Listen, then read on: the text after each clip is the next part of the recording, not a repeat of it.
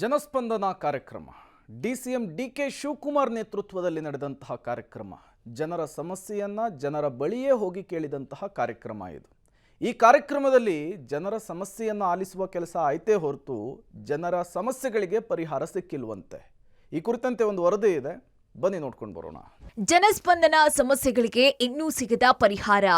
ಬಿಬಿಎಂಪಿಗೆ ಬಂದ ದೂರು 2700, ಪರಿಹಾರ ಆಗಿದ್ದು 300. ಬೆಂಗಳೂರಿನ 28 ವಿಧಾನ ಕ್ಷೇತ್ರದ ಜನರ ಸಮಸ್ಯೆ ಆಲಿಸಲು ಡಿಸಿಎಂ ಡಿಕೆ ಶಿವಕುಮಾರ್ ಮನೆ ಬಾಗಿಲಿಗೆ ಸರ್ಕಾರ ಹೆಸರಲ್ಲಿ ಜನಸ್ಪಂದನ ಕಾರ್ಯಕ್ರಮವನ್ನ ಮಾಡಿದ್ರು.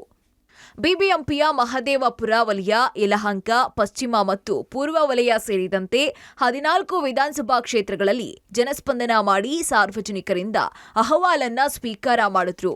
14 ವಿಧಾನಸಭಾ ಕ್ಷೇತ್ರಗಳ ಪೈಕಿ ಸುಮಾರು 11,000ಕ್ಕೂ ಹೆಚ್ಚು ಅರ್ಜಿಗಳು ಬಂದಿದ್ವು.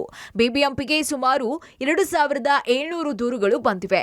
ಅದರಲ್ಲಿ ಬರೀ 300 ಅರ್ಜಿಗಳಿಗೆ ಪರಿಹಾರ ಸಿಕ್ಕಿದ್ದು, ಉಳಿದ 2,400 ಅರ್ಜಿಗಳಿಗೆ ಪರಿಹಾರ ಸಿಕ್ಕಿಲ್ಲ ಅಂತ ಪಬ್ಲಿಕ್ ಟಿವಿಗೆ ಮುಖ್ಯ ಆಯುಕ್ತ ತುಷಾರ್ ಗಿರಿನಾಥ್ ಹೇಳಿದ್ದಾರೆ. ಸೊ ಈಗ ನಮಗೆ ಅರೌಂಡ್ 2,300-500 ಬಂದಿದೆ. ಟೋಟಲ್ ನಾವು ಎಲ್ಲ ಬೇರೆ ಬೇರೆ ಡೆಪ್ಟಿ ಕಮಿಷನರ್ ಆಫೀಸು ನಾವು BBMPಗೆ ಸಂಬಂಧಪಟ್ಟಂತೆ 2,500 ಅಷ್ಟು ಬಂದಿದೆ 4 ಕಡೆ. ಅದರಲ್ಲಿ ಮ್ಯಾಕ್ಸಿಮಮ್ ನಮಗೆ ಮಹದೇವಪುರದಿಂದ 1,160 ಬಂದಿದೆ.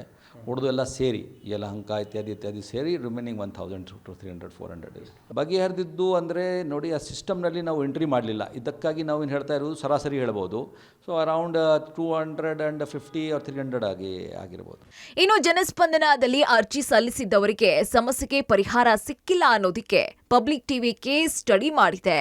ಅದು ಹೇಗಿದೆ ಅನ್ನೋದನ್ನ ನೋಡ್ತಾ ಹೋಗೋದಾದ್ರೆ, ಕೇಸ್ ಸ್ಟಡಿ 1, ಅರ್ಜಿ ಸಂಖ್ಯೆ ಡಿಸಿಎಂ ಜೆಡಿ 00164/2024, ಕ್ಷೇತ್ರ ಕೆಆರ್ಪುರಂ, ಸಮಸ್ಯೆ ವಿಭೂತಿಪುರ ರಾಜಕಾಲುವೆ ಒತ್ತುವರಿ ತೆರವು ಆಗಿದ್ದು ತೆರವು ಮಾಡುವಂತೆ ದೂರು, ಪರಿಹಾರ ಇನ್ನೂ ಸಿಕ್ಕಿಲ್ಲ.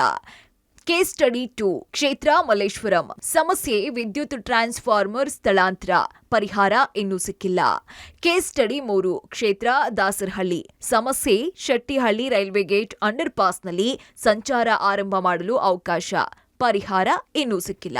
ಇನ್ನು ಜನಸ್ಪಂದನ ಸಭೆಯಲ್ಲಿ ಸ್ವೀಕರಿಸಿದ ಅರ್ಜಿಗಳಲ್ಲಿ ಕೆಲ ದೂರುಗಳಿಗೆ ಪರಿಹಾರ ಸಿಕ್ಕಿದೆ, ಕೆಲ ದೂರುಗಳಿಗೆ ಇನ್ನೂ ಪರಿಹಾರ ಸಿಕ್ಕಿಲ್ಲ. ಡಿಸಿಎಂ ಡಿಕೆ ಶಿವಕುಮಾರ್ ಇದಕ್ಕೆ ಪರಿಹಾರವನ್ನ ದೊರಕಿಸಿ ಕೊಡ್ತಾರಾ, ಕಾದು ನೋಡಬೇಕಾಗಿದೆ. Lokesh, public TV, Bengaluru.